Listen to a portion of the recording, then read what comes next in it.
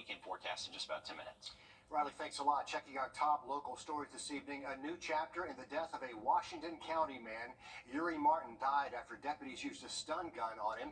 In July of 2017, Martin died on the side of a rural road. 3 former deputies in Washington County, Henry Lee Copeland, Michael Howell, and Rhett Scott, all fired from the sheriff's office. The deputies charged with murder, and the first trial ended in a mistrial. The family feels justice in this case has been moving way too slowly. A hearing for a new trial was held today, and our Sydney Hood was there. Well, like you said, Richard, it's been nearly 7 years since Uri's death, and his family says they are still hopeful they get justice. A new hour and a new day. For Uri Martin's family, time stands still. They find themselves in familiar territory, surrounded by familiar faces. In front of them sits 3 former Washington County deputies, Henry Lee Copeland, Michael Howell, and Rhett Scott. All 3 found themselves responding to the 911 call that hot summer day in 2017. The caller said Martin was walking up and down the road and in his yard. Responding deputies found Martin down the road walking. After refusing to stop, according to deputies, they used their stun guns. Documents show Martin was stunned at least 15 times. They just want justice. They want this to end, but they want justice. His family didn't want to talk about the case today, but they want you to hear and remember Uri's name. In a predicament like this, they need support. Martin's son, nephew, and other family members sat as the defense and prosecution laid out several pretrial motions, including granting immunity to the 3 deputies. The defense called 2 witnesses driving on the road Martin was walking on the day he died. The defense argues deputies had reason to stop Martin. Witnesses testified he was walking on the edge of the road and drivers had to move to miss him. Martin's family says he had a history of mental illness. He was walking, minding his business. He was dehydrated, so he wanted water. That's how his life was stolen from him. In the end, the judge agreed to a new trial, giving Martin's family a little more hope that they will get justice. They went through some obstacles, but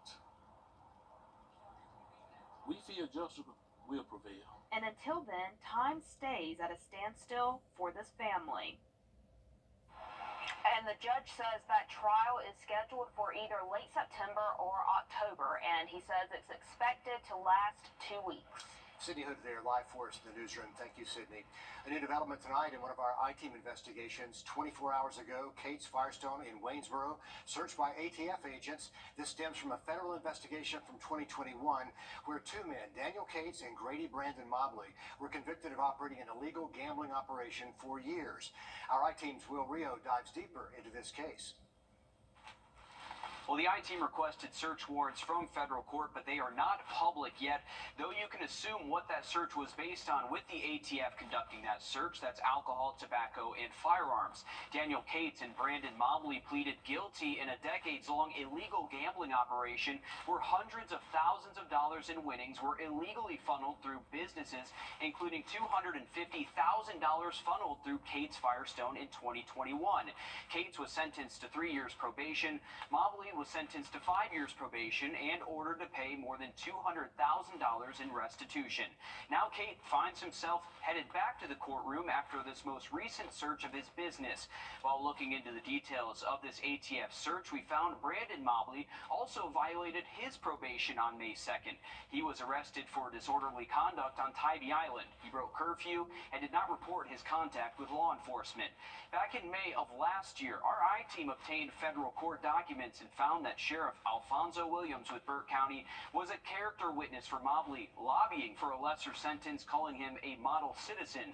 Through county emails, we found that Sheriff Williams started using Kate's Firestone as his agency's auto shop in a no-bid contract instead of sticking with the county repair shop in 2021. Campaign records show that both the Mobley and the Cates' families were big contributors to Alfonso Williams' campaign for Burt County Sheriff. Now, Mobley's probation condition regulations were modified after his arrest in Tybee Island. Daniel Cates is scheduled to appear in U.S. District Court on Wednesday, June 5th at 10 a.m. for a probation revocation hearing. Our I-Team will continue following this story, and of course, we'll keep you updated. Well, Rio there in an I-Team follow-up. Thank you, Will. Also tonight, the Olive Road Bridge is closed again. This time, nobody hit it. City Engineering says this time it's because of a miscommunication with CSX. The city is in contact with the railroad and says it never should have been reopened. They're working to find a solution. We'll update you on whatever happens next with Olive Road and the reason for that sudden change of heart there. U.S. Secretary of Energy and the National Climate Advisor will be at Plant Vogtle in Burke County tomorrow. Going to show you some video we shot yesterday of those two new units, units 3 and 4 at Vogtle. Energy Secretary Jennifer Granholm and President Biden's National Climate Advisor Ali Zaidi will be talking about support of the American leadership in nuclear energy and the high-quality jobs that come with it.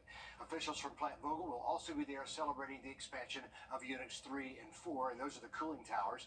The Secretary will also discuss how the Augusta Regional Workforce Hub is helping fill these jobs. Riley?